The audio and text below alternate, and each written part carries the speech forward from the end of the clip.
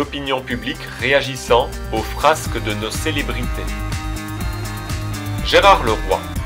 À l'occasion des frasques de certaines personnalités qui ont fait couler beaucoup d'encre et sur lesquelles je ne voudrais pas revenir, pourriez-vous cependant nous dire ce que vous pensez des réactions dans l'opinion publique?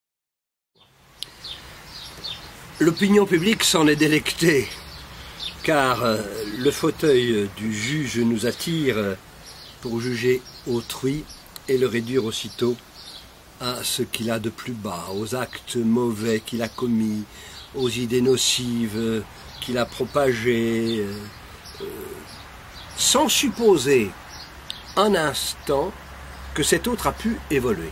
On voudrait, si vous voulez, que le criminel ne soit que criminel et que le prisonnier ne puisse pas être considéré comme autre chose, c'est-à-dire comme potentialité capable d'être autrement qu'il n'est.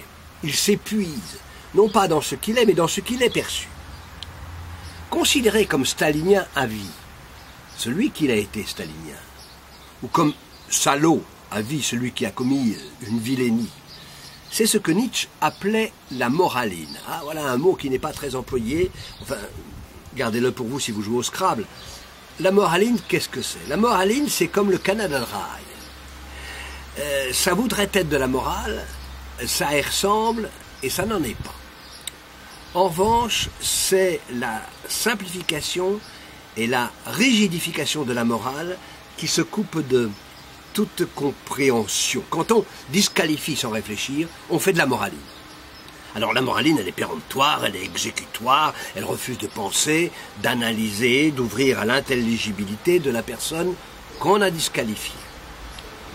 On est abasourdi aujourd'hui par les clameurs des gobe-mouches, des midinettes, voire des politiciens qui condamnent à souhait, qui dénoncent avec des accents ô combien vertueux, comme si eux étaient absolument immunisés contre les faits qu'ils dénoncent. Or, ce qu'il faut retenir, c'est que l'être humain n'est pas figé dans tel ou tel mode d'être. Il a la capacité de se dépasser sans cesse. Nous sommes par-delà ce que nous sommes. Nous avons à être. L'humain a à être. Et ceci dans un champ infini de possibles. Alors, il est évident que le champ des possibles se réduit au fur et à mesure qu'on vieillit. Il est vrai qu'à 60 ou 70 ans, on ne va pas rêver d'aller faire les Jeux Olympiques. L'homme est cet être qui est projet. Heidegger disait l'homme est cet être pour lequel, au-dedans de lui-même, il y va de son être même. Mais on n'a pas attendu Heidegger ou même Emmanuel Levinas pour dire des choses comme ça. Saint Paul l'avait très bien dit aux Corinthiens, dans une formule un peu incompréhensible, je vous l'accorde. Devenez du pain sans levain, vous qui êtes sans levain. Je crois que c'est dans la première aux Corinthiens, je ne saurais pas vous dire la référence précise. Devenez du pain sans levain, vous qui êtes sans levain. Dit autrement, devenez ce que vous êtes, chrétien, par votre identification au Christ par le baptême. Ainsi ne suffit-il pas de recevoir la grâce du baptême, encore faut-il y ajouter la liberté. Dieu respecte en quelque sorte ce vouloir, c'est-à-dire la liberté de l'homme qu'il a voulu libre.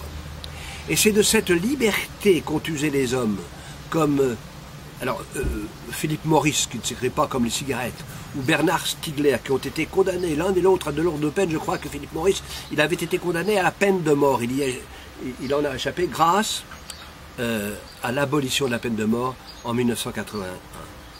Et ces gens ont exploité le temps de l'incarcération pour devenir ce qu'ils sont aujourd'hui, des chercheurs, l'un en histoire médiévale, à l'école des hautes études en sciences sociales, l'autre en philosophie, comme directeur de recherche du centre Pompidou. Gardons-nous de juger, d'autant qu'il s'en faut toujours de peu qu'on soit celui-là ou celle-ci que notre bonne conscience envoie en enfer. Brassens l'avait chanté, aux bien-pensants méprisant les prostituées. Il s'en est fallu de peu, mon cher, que cette fille-là ne soit ta mère. N'oublions pas ça.